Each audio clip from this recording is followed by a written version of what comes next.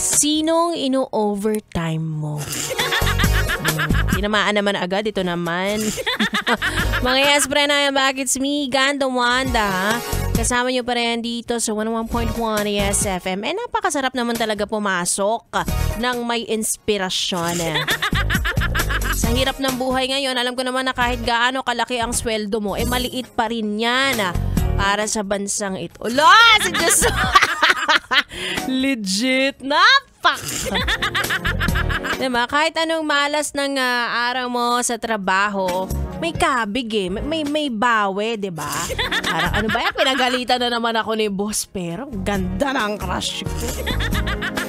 Ano ba yan? Ang late ng sound ko. Buti na lang maganda yung crush ko. Diba? Minsan ano pa, siya pa yung tutulong sa'yo sa trabaho.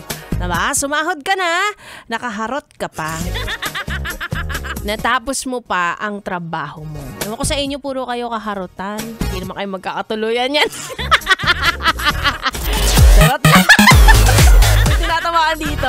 O basta, ito na lang, yes friend. Siguraduhin mo na yung crush mo sa opisina, walang jowa sa labas. O baka naman magulat kami. Magulat na lang ang lahat. Nagkalat na naman ang mukha mo sa social media, diba?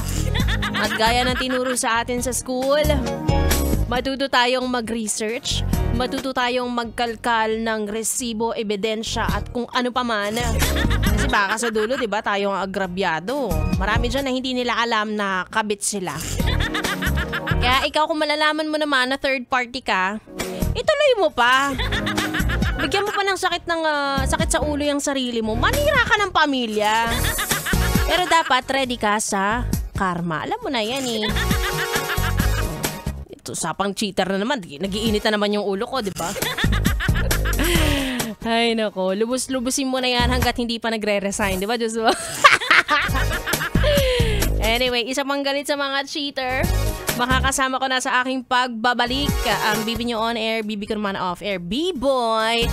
Bibo, tuloy-tuloy ang ating tugtugan. Dito lang sa stasyong number 2 sa Metro and Mega Manila. One word lang yun.